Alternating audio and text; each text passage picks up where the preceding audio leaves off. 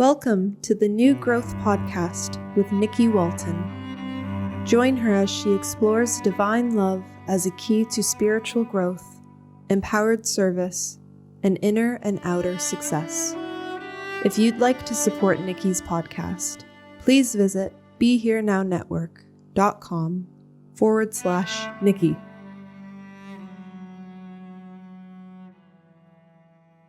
Hello again, everyone, and welcome to another episode of New Growth. I am your host, Nikki Walton, and we are continuing with the teacher series. And today I have Rupert Spira with me, and he has, I don't even know what to say about you. Thank you. Gratitude is what I have. And I want to welcome you before I share my story. So thank you for joining us today. Thank you, Nikki. It's a pleasure to be here with you. Yeah, so I had to do some research yesterday on my Amazon order history to see just about when it was that I came upon your work. And I'm going to share, he's an author of many books, right? All of which I own. I believe I own all of your books on my Kindle. I enjoy your videos tremendously. And I love your website because of the Q&A. That platform, that setup is very conducive for the direct path. But let me share the books that I purchased and when I purchased them. So I have October 3rd, 2014. The first book I ever bought of yours was The Transparency of Things.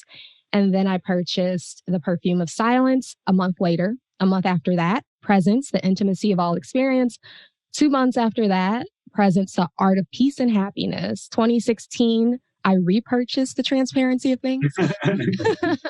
Maybe you had a new edition. I don't know. No, I don't think so. I'm not sure why, but okay. And then 2017, Being Aware of Being Aware. And so that's my order history. And I believe I came upon your work because of my reading Ramana Maharshi and practicing self-inquiry. And I probably was Googling, am I doing this right? And came upon your videos where you really break down self-inquiry in a really cool way, asking the question a little bit different. Yes. Yeah.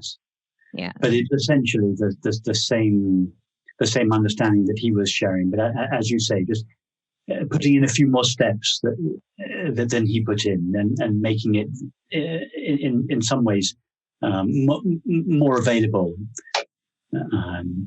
Yes. Yeah. So I would love to hear your awakening story, just walking us through how you found this path, what inspired this path for you and how it's manifesting there now.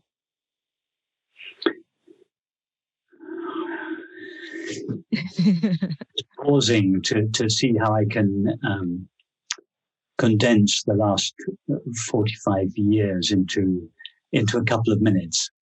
So I think there are many ways I could respond to that question, Nikki, but I think I'll just say very simply relate an experience that I had in my early 20s and the search that this initiated and what that led to. So the experience was an experience that many, if not most, people have. I was in my teens. I was madly in love.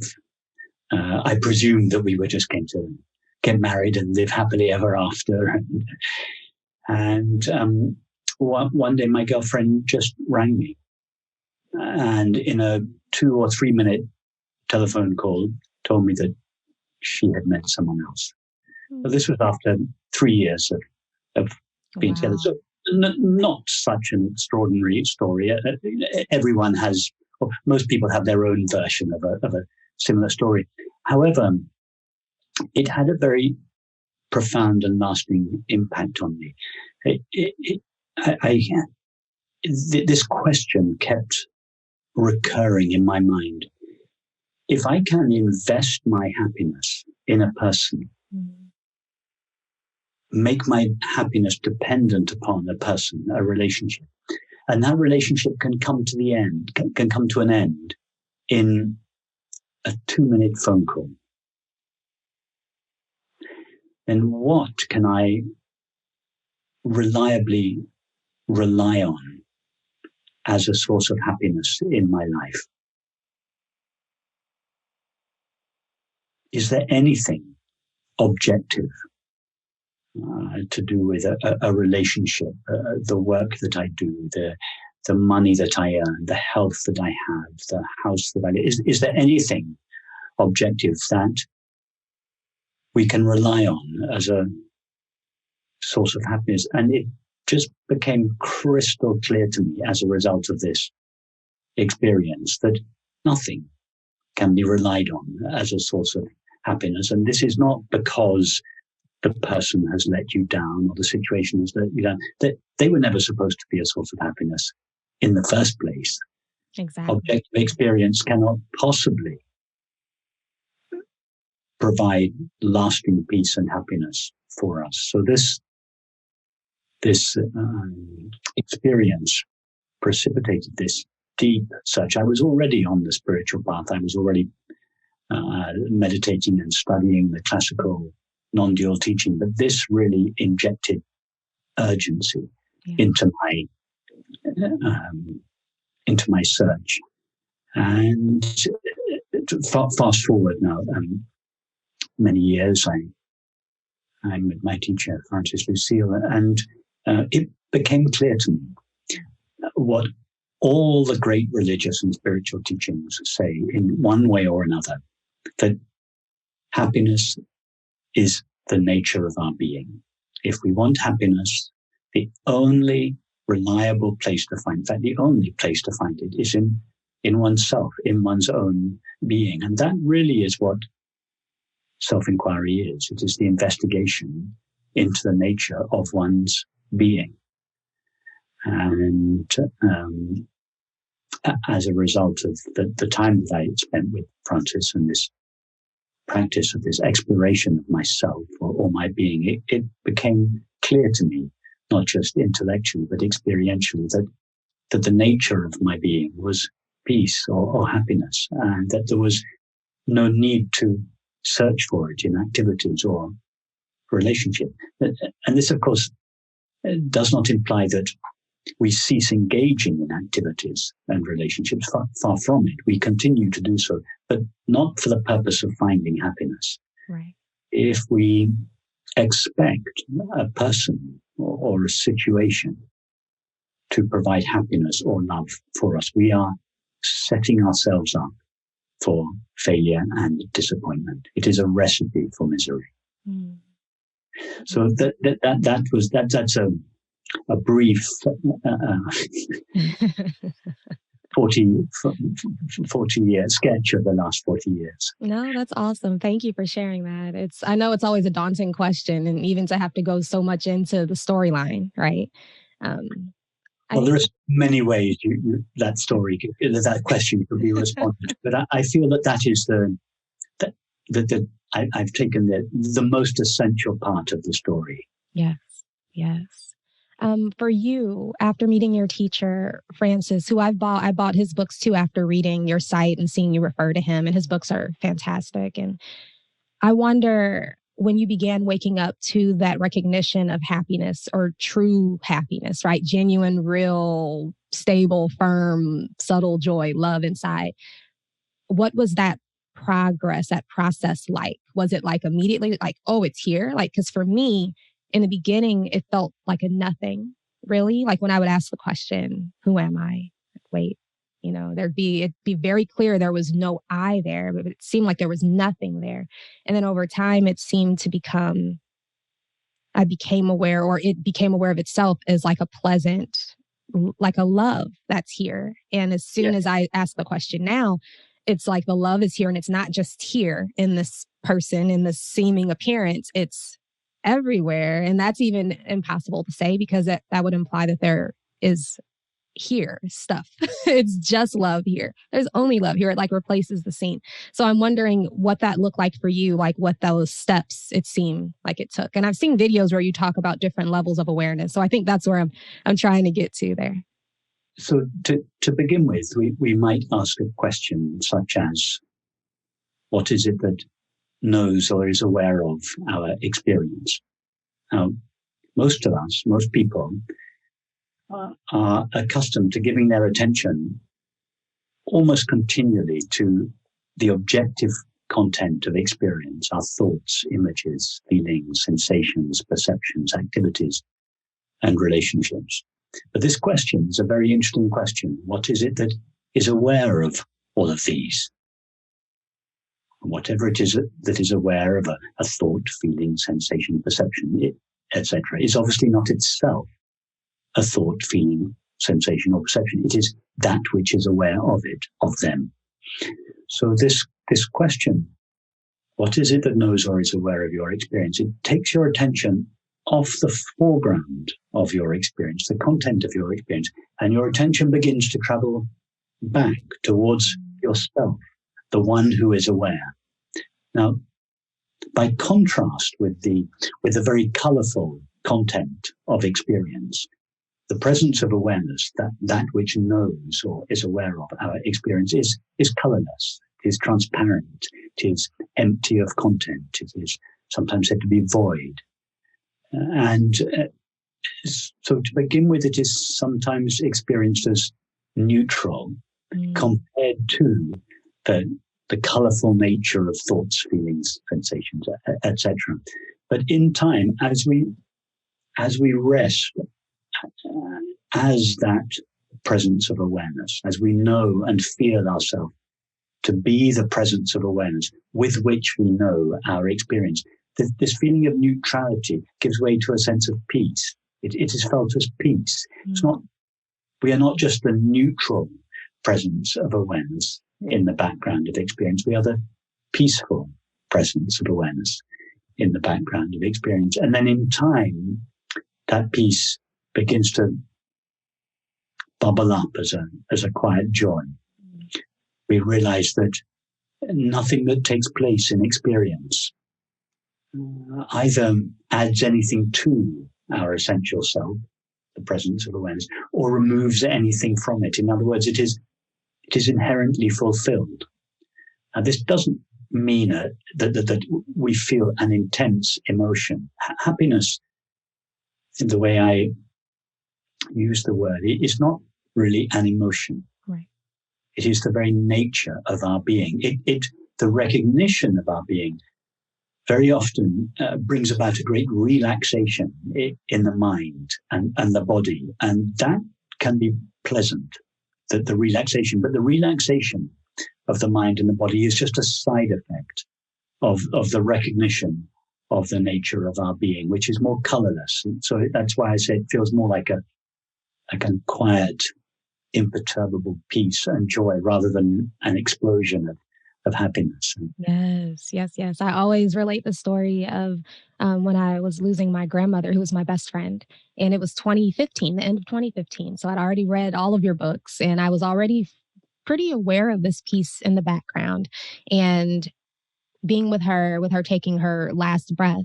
And that was like a most feared moment all of this life. I did not want to be there, but I was very happy and blessed that I was there. And even with grief and tears, there was peace there. The peace was still there. And I knew in that moment, I'm like, there's nothing that can come or go, that this anchor is here now. Like this is it. Yes. This is it. And it's just continued to flower. Yeah. It's very interesting that you relate that story, Nikki, because for many people, grief, intense grief, is very often their first taste of this peace in the background of experience. And the reason for this is that normally if something goes wrong in our life, we feel we can fix it. Right. The computer crashes, the car needs petrol, the whatever it is, we fix it. But there are some experiences in life that are so momentous that we cannot fix it. The death of a loved one is one such. It is just beyond our powers to do anything about it. And as a result of that, there is this spontaneous surrender. We just let go. We know that in the face of the enormity of this experience, we cannot do anything to prevent it. And so there is this effortless and natural surrender. We're no longer trying to change our current experience. We have surrendered to our current experience. We are no longer in opposition to it. We are one with the current experience. And as a result of that, the peace that is always present in the background of experience percolates into the foreground. Yes. So our attempt to change our current experience is no longer veiling it. So I'm glad that you mentioned that the experience you had. It's one of the ways that this natural surrender takes place. Of course, a wise person notices that this happens in these moments of intense experience, and simply makes this state of surrender their default attitude to life. It doesn't wait for the intense moment of loss or grief, but makes this spontaneous, this surrender, this openness to the moment. It just makes it their natural condition, and as a result, the peace that is the nature of our being shines in the midst of our experience, whatever its content. Exactly. It becomes a continuous way of living, like meditation, really meditating constantly, because that's your natural state. Exactly. Meditation ceases to be a practice that we do.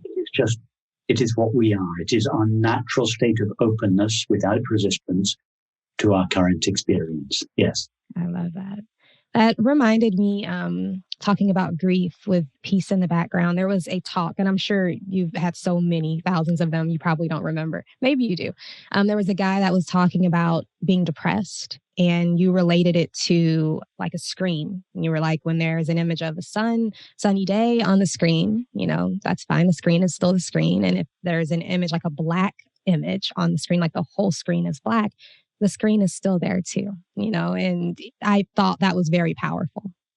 Yes. Whatever it is that is aware of our most ecstatic moments is exactly the same as that which is aware of our saddest or most depressed moments.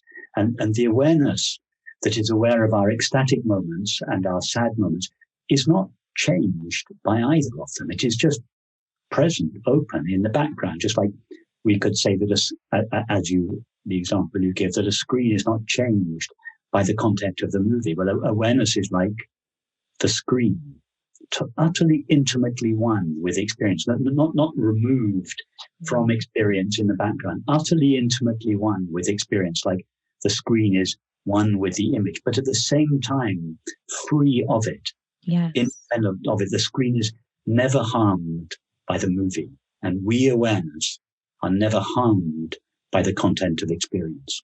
But once that becomes clear, we no longer need to defend ourselves against experience, because experience cannot hurt us.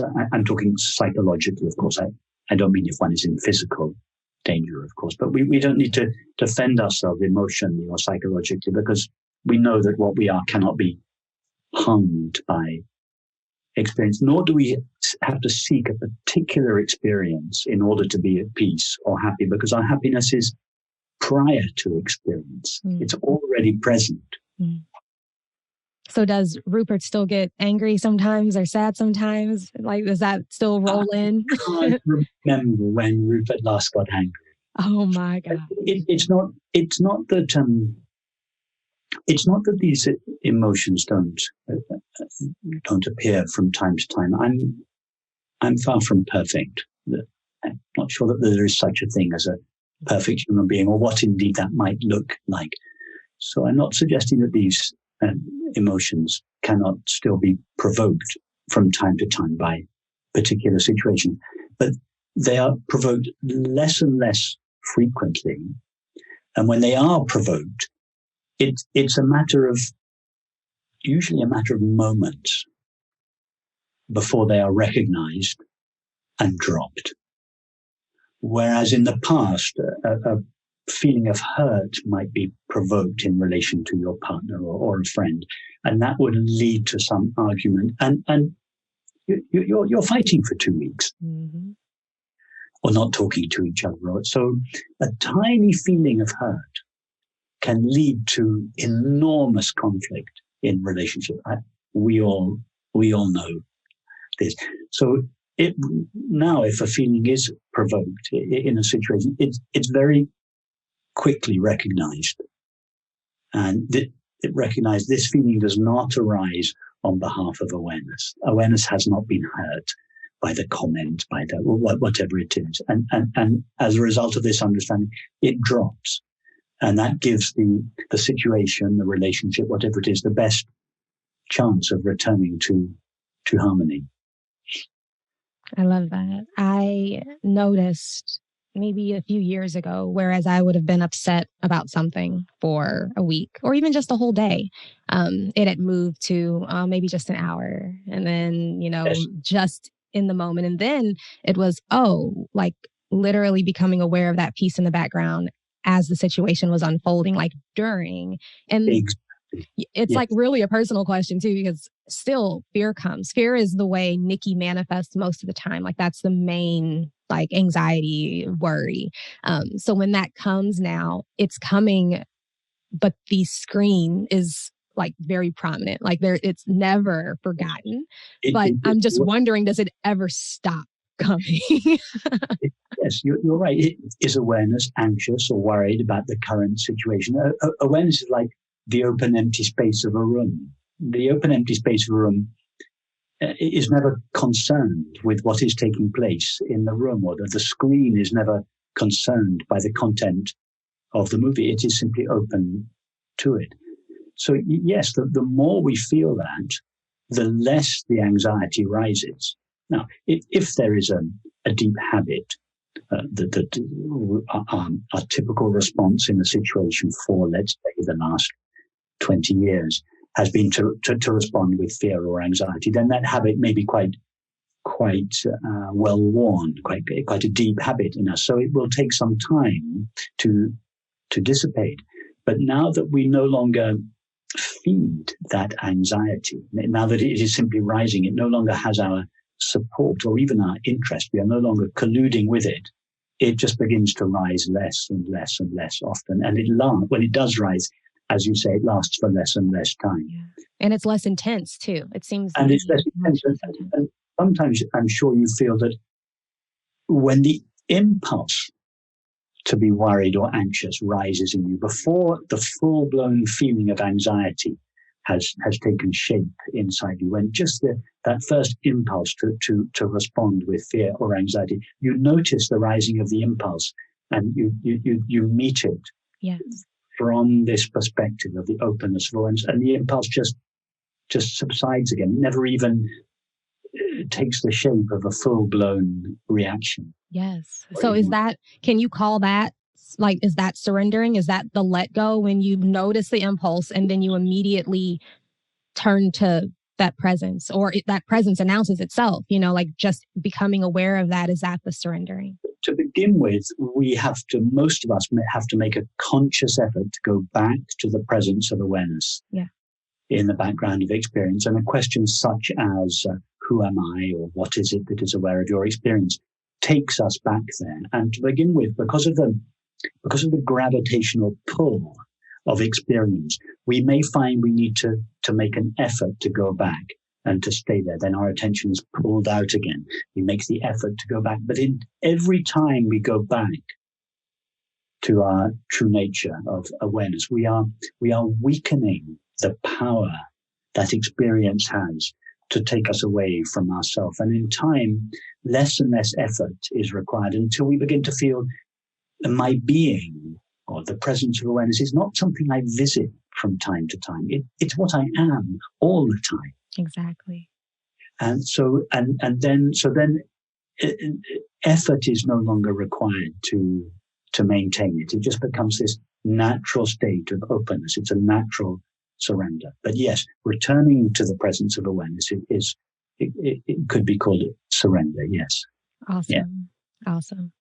Can you share the example that you teach with King Lear and John Smith with my audience. I'm not sure if you all are familiar with Rupert and his teachings, but that's one of my favorites. It's one that I've heard recently, and I think it's brilliant. So maybe you can relate it to people that are new to the enlightenment space that are interested. I think it's a really cool intro. Okay. So I used the example of an actor, John Smith, who lives a peaceful and happy life at home. And every night he goes to his theatre and he's playing King Lear. Some of you may know the story of King Lear. He's the King of England. He has a difficult and troubled relationship with his three daughters, and he's at war with the French. So suffice to say that being both a father and a king is something of a nightmare for him.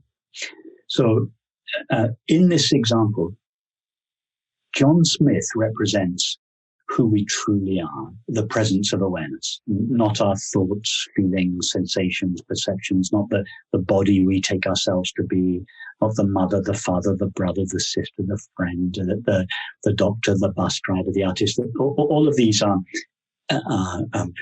relationships or activities that are added to us. So John Smith refers to our essential being, the presence of awareness.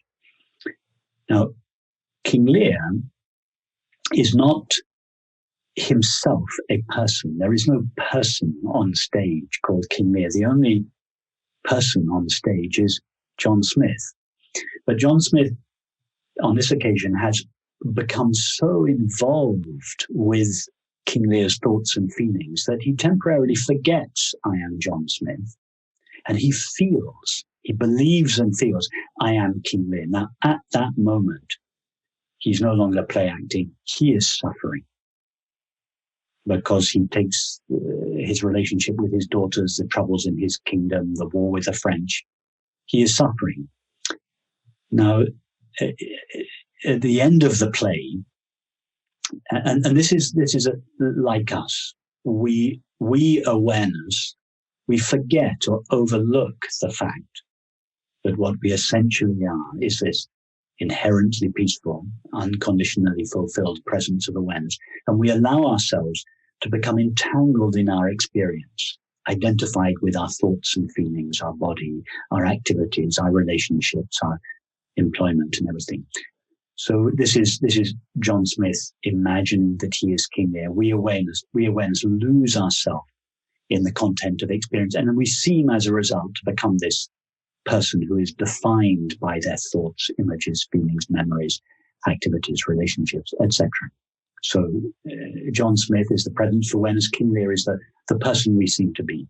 Now, at the end of the play, normally John Smith would immediately revert to being John Smith. But on this occasion, so involved is he in the content of the play, in King Lear's thoughts and feelings, that he forgets to revert to himself. So he goes backstage and he's sitting miserable in his dressing room.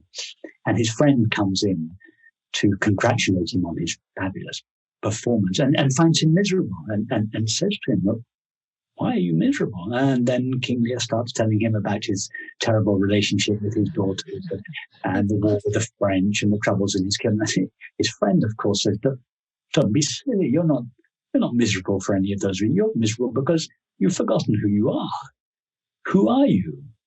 And then King Lear says, well, I'm the father of three daughters. I'm the King of England. No. He said, that's not who you are. These are activities and relationships that you have assumed that they're not really who you are. So tell us who you are.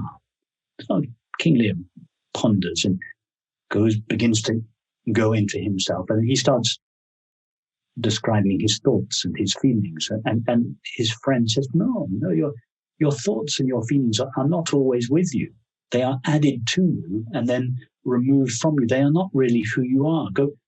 Who are you really? And his friend is teaching King Lear self-inquiry. Of course, he doesn't call it that, but that's what he's doing. He's encouraging so-called King Lear to to go deeply within himself, not to identify himself with his activities and relationships, not to identify himself with his thoughts and his feelings. King Lear travels back further and further back through all his layers of experiences, his memories, etc. And then at a certain moment, there is this recognition, I am John Smith. And at that moment, his suffering comes to an end. Well, that is it's the best illustration I know for what, there's one more, we may come round to, but one more analogy, but it's the best analogy that I know to really graphically indicate in a very experiential way, not in an intellectual way, what happens when we travel back in ourselves, into ourselves, discarding everything that is not essential to us. That doesn't mean to say that we reject it, but we realize it is not essential to us. Our thoughts, our memories, our feelings, our history, our activities, our relationships, even our most precious and intimate relationships, none of these are essential to us. And as we travel back, eventually we come to something in us that we cannot discard, something that is essentially ourselves. And it is simply the fact of being aware. And there is no sorrow there. There is no agitation there. It is pure peace. I think that is the clearest description, the clearest analogy I've ever heard. And that's why I wanted you to share. And thank you. Thank you so much for that. I'm now very curious of the other illustration that you have to see. Other illustration I use, this is the illustration I use normally to describe this process, because like you, it's the most effective one I know. But there's another analogy which I sometimes use in relation to a slightly different question.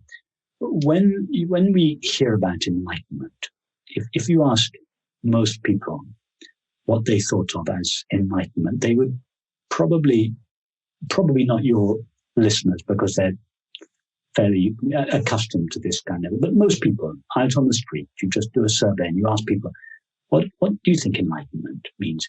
Most people would describe some exotic idea, feeling, image, experience, something very extraordinary that might be attained in the future if one were to practice hard enough for long enough. So the other analogy that I sometimes use to show that enlightenment is really a misnomer. It is not an experience that happens to us. And it is not something that one needs special qualifications for. It's not something extraordinary. It is simply the recognition of our being. That's it. It's just the recognition of our being. And the analogy that I sometimes use is like getting undressed at night.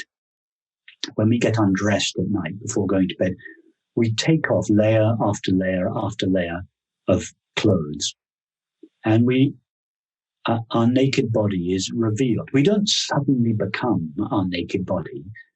And that's good. That's good. Being our naked body standing there in the bedroom is not an extraordinary experience. In fact, it's the most intimate, familiar feeling we have. We have always had the feeling of being our naked body. Most of the time we don't realize it because it's covered up with clothes.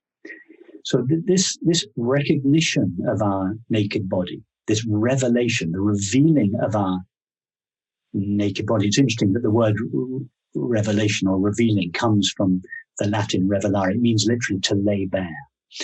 So this analogy of undressing is again, it's an analogy of going back into oneself, discarding everything that is not essential to us until the most intimate, obvious, familiar aspect of ourself is laid bare or revealed, namely our being.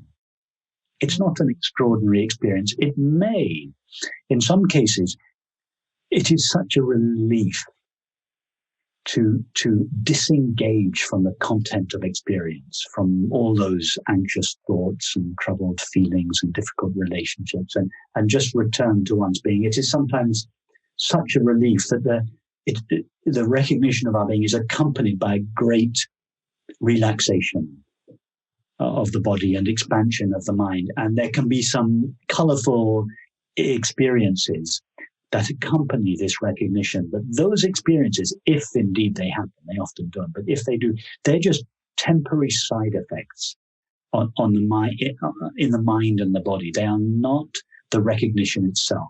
Right. And can you work the other way though? Can you, because I often with women that I work with, I say, relax, consciously relax the body. Like does that help like in the process of inquiry coming back the other way? You can relax the body and the mind as a prelude to this recognition of one's being. For instance, let me go to the King Lear analogy. King Lear, at the end of the play, he's sitting in the dressing room and he's really stressed out. You know, his daughters have died, that he's at war with a friend. He's really miserable. He's really anxious. Now, his friend knows intuitively that if he were to say to his companion, so-called King Lear, what is it that knows or is aware of your experience, or who am I? That's just going to fly straight over his right.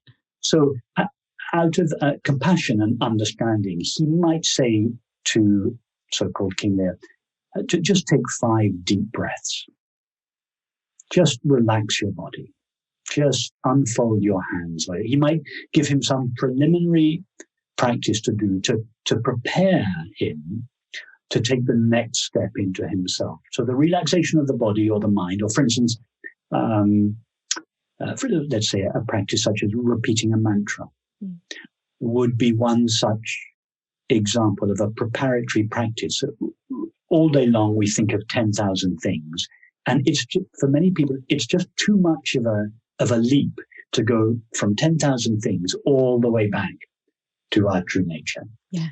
So our friend might say to us, okay, instead of paying attention to 10,000 things, just pay attention to one thing. Try this mantra. Try a flame. Focus on your breath. Focus on the pause between your breaths. None of these experiences by themselves will take us to our true nature, but they are like a preparation, a prelude to the return to our true nature for one who is so lost in the content of their experience that it's just too big an ask to go all the way back. So it's perfectly valid to say to your people, just relax, take a deep breath, and then when there is sufficient relaxation, you can then, and this is the skill, and this is the art form of teaching it, for want of a better word, that you at the right moment, you choose just the right question that is tailored to the person. You might say, what is it that has never left you? What has been with you all your life? What is it that is aware of your experience? A question such as this, and if they are sufficiently relaxed, it'll just be one small step back to their being. Wow. Your 10,000 things made me think of my favorite quote of yours, and I'm sure I'll botch it, but you said something like, with the mind, you see or you know 10,000 things, but you feel only one reality, like feel with your heart, know with your heart truly. Is that what your experience is there? Yes, exactly. It is the mind's, by the mind, I mean the activity of thinking and perceiving. It is the function of the mind to divide experience up into 10,000 things so that we can talk about people and books and objects and time. It's a legitimate and necessary function of the mind. If we were to believe, however, that the multiplicity and diversity of objects and people that the mind describes were absolutely real in their own right, then that is a recipe for conflict and suffering, the self and other. So one of the hallmarks of all the great religious and spiritual teachings, one, that happiness is our true nature, and the second, everyone and everything share their being. although we seem to be many, the mind knows many things, many different people, but the being of everyone and everything is the same being. Being here, being there, being everywhere, right? Yeah, so the recognition of our shared being, that's what the experience of love is, the recognition that underneath the multiplicity and diversity of things, everyone and everything is so to speak, a refraction of the same infinite, indivisible being.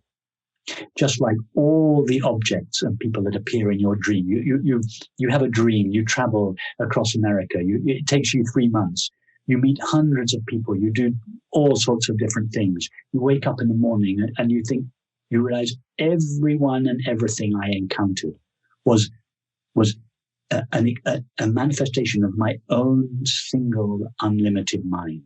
There seemed to be many people and many things, but it was all one thing. So that's what love is, the recognition that underneath the multiplicity and diversity of objects and people, we are one. There is only one. Yes.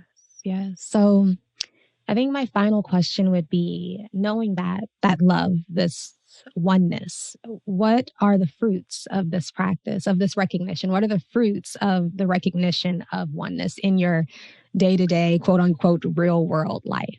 Well, let's take these two understandings that I've suggested that are really the essence of the non-dual understanding. The first, peace and happiness are our nature. And the second, everyone and everything share their being. So what is the fruit of the first recognition? Peace and happiness are our nature.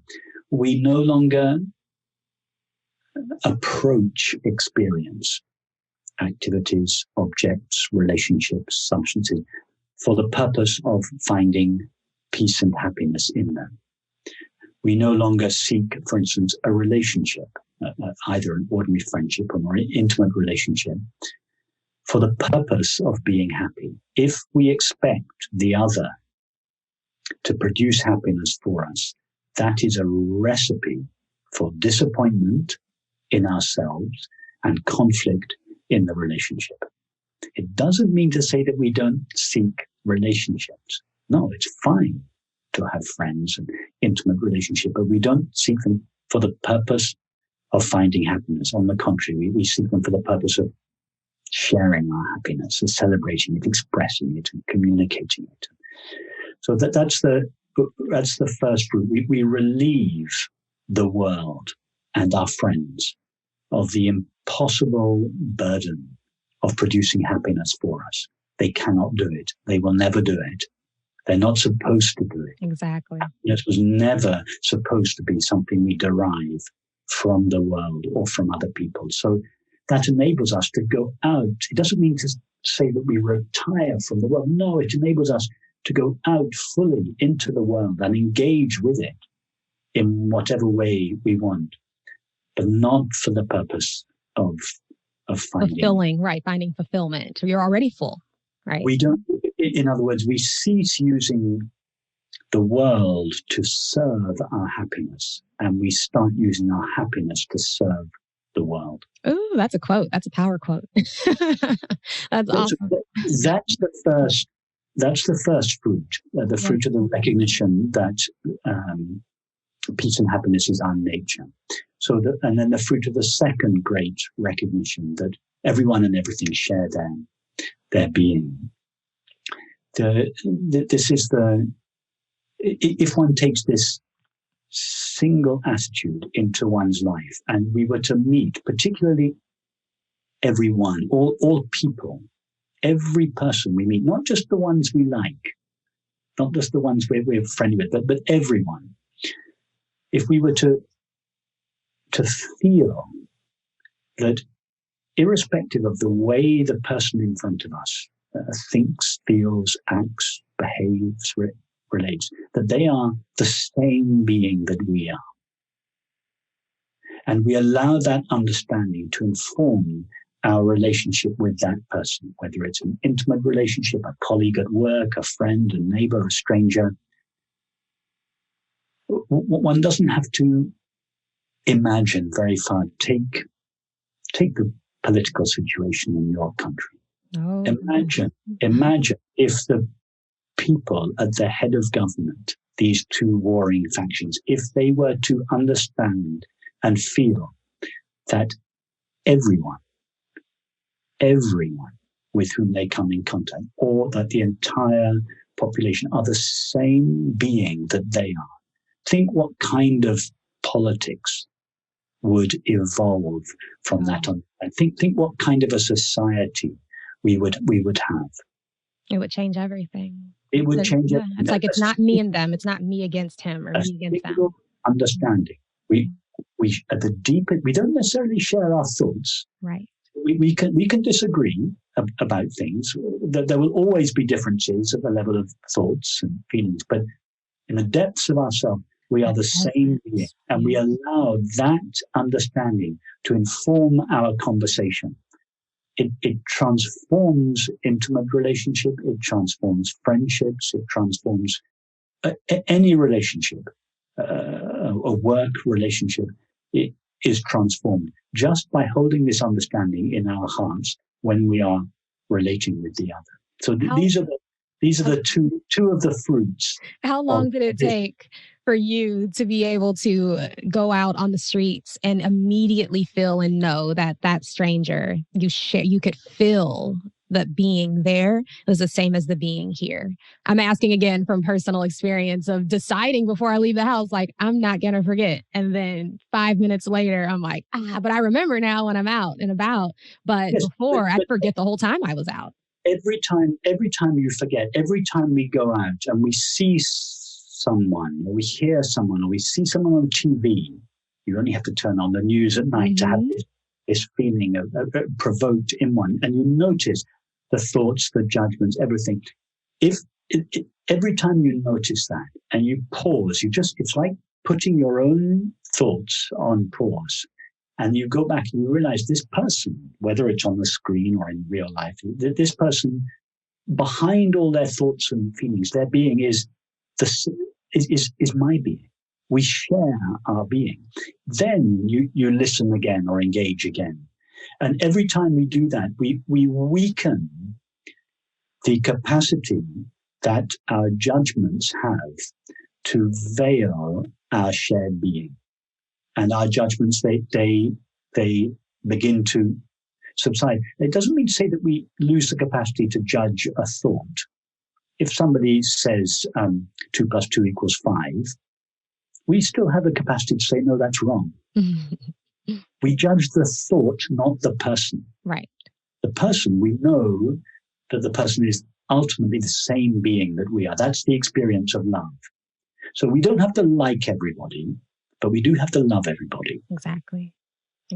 And you're loving everyone by just feeling that truth that's behind, in the background. Love is the recognition that we share our being.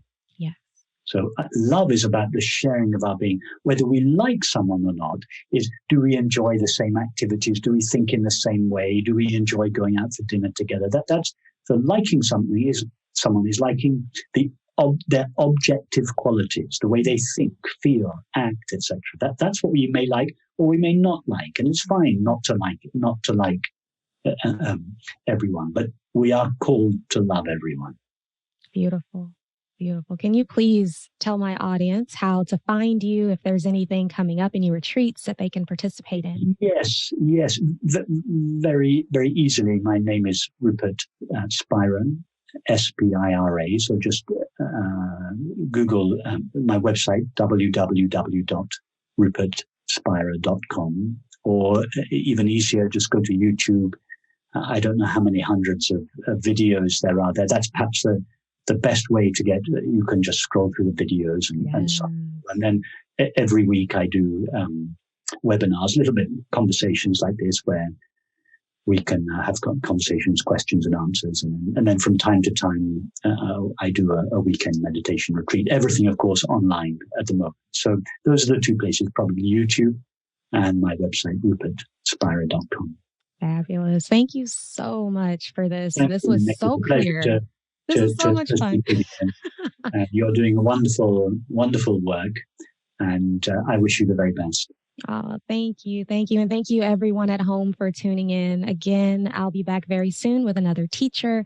Please subscribe and leave a comment on iTunes, and I will talk to you soon. I love you all.